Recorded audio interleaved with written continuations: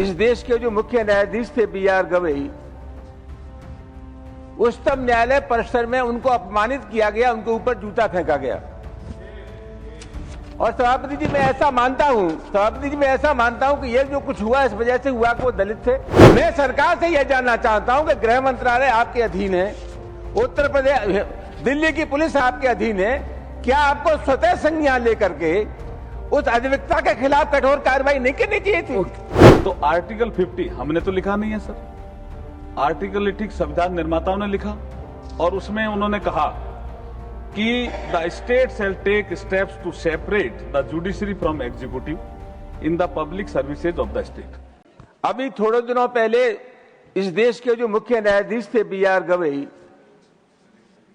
उच्चतम न्यायालय परिसर में उनको अपमानित किया गया, उनके ऊपर जूता फेंका गया।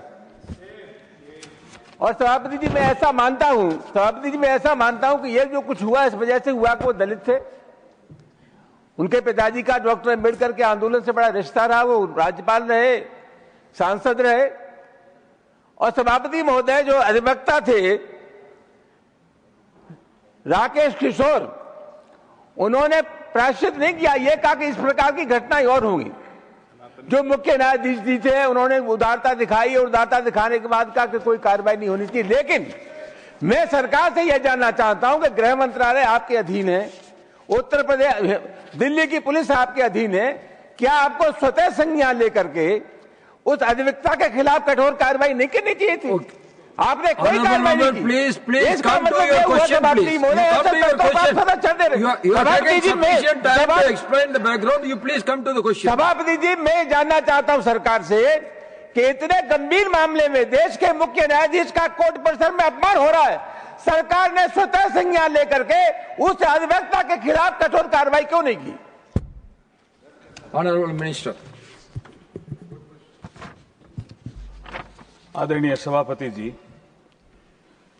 माननीय सदस्य जी ने जो प्रश्न किया है ये बहुत सेंसिटिव विषय है और जैसे मेरा नाम लेके उन्होंने कहा, मैं भी इनसे अपेक्षा नहीं कर रहा था कि इस विषय पे कोई राजनीति करनी चाहिए।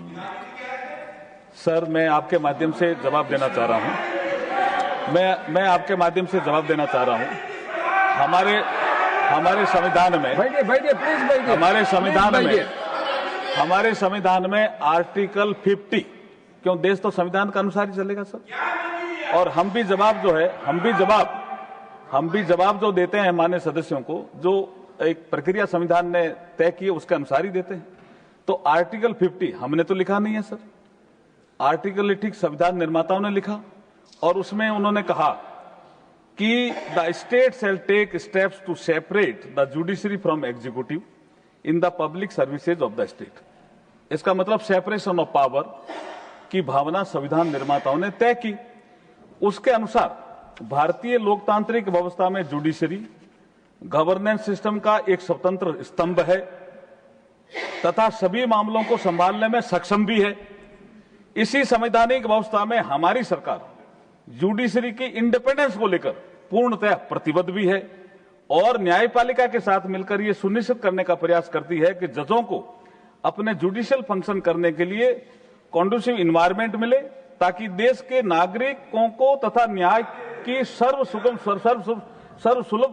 पहुंच सुनिश्चित हो सके। जो माननीय सदस्य ने जो विषय उठाया वो कंटेम्प्ट ऑफ कोर्ट से जुड़ा हुआ मसला है, honourable supreme court of India में विचाराधीन भी है और संविधान का आर्टिकल 129, मैं फिर कह रहा हूं, संविधान का आर्टिकल 129 फिर ये अधिकार देता है सर, मैं अब उसको आप चाहो तो मैं कोट कर सकता हूं, the supreme court shall be a court of record and shall have all the power of such a court including the power of punish the contempt of itself.